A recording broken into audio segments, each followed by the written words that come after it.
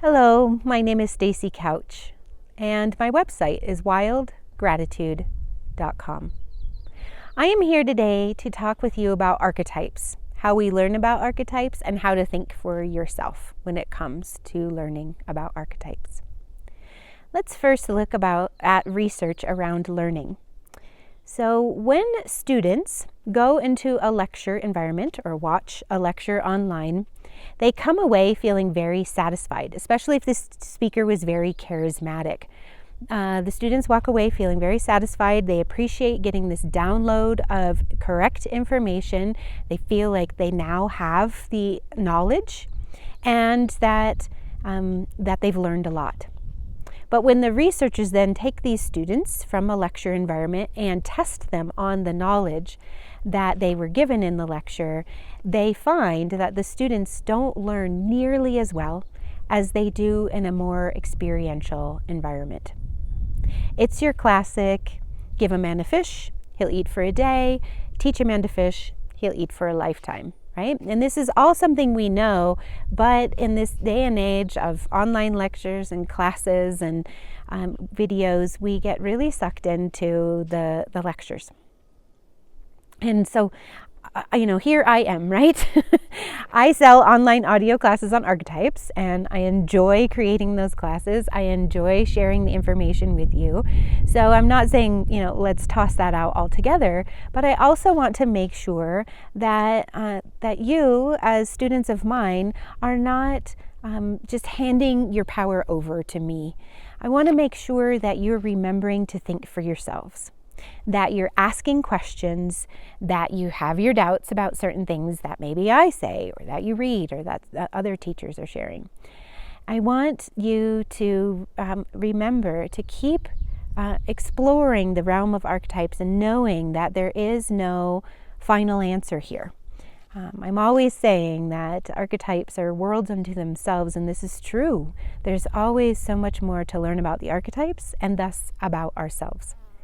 So what is a different environment than the lecture environment? Well, it's an experiential learning environment. Experiential learning environments mean applying the information, applying new ideas and theories, creating new theories, asking questions.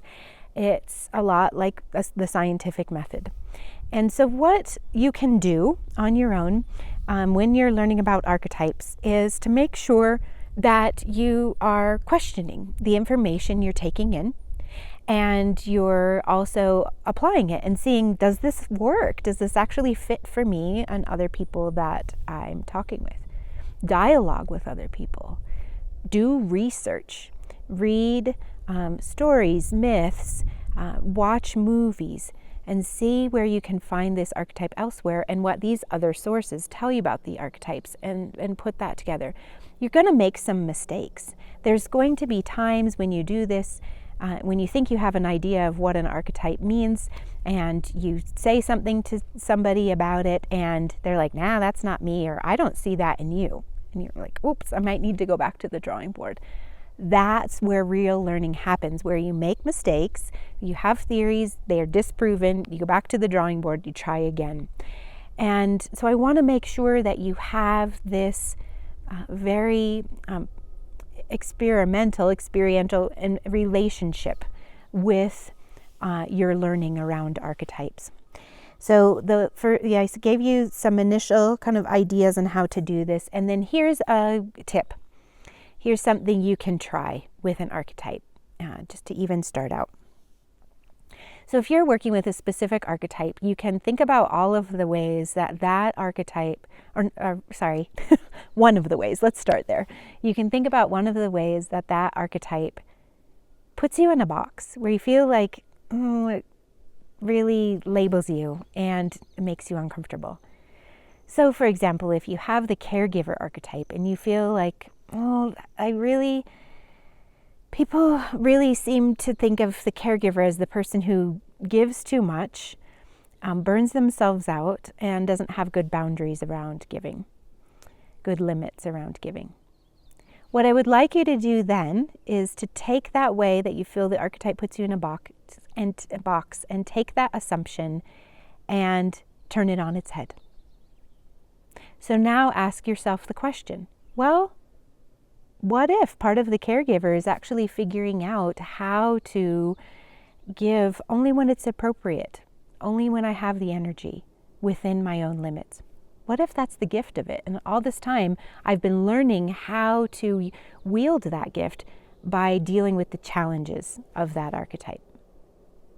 Another example would be the gossip. A lot of people think of the gossip as being very untrustworthy.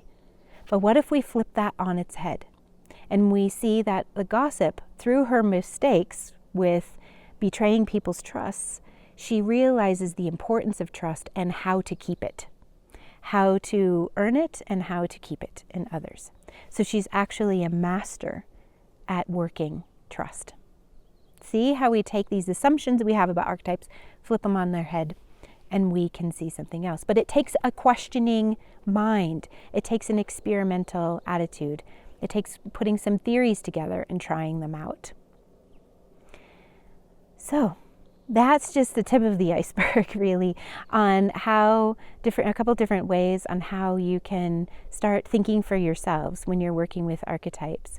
And this is what I do all of the time. That's the reason why I'm able to come up with new content and share classes with you and share ideas with you about archetypes, because I'm constantly asking questions. I'm constantly doubting. I'm constantly trying out new ideas. And I've made a good deal of mistakes around it too. But it's been worth it because the knowledge is really becomes mine because it's something I'm really working rather than just simply absorbing. It's something that becomes part of my daily life.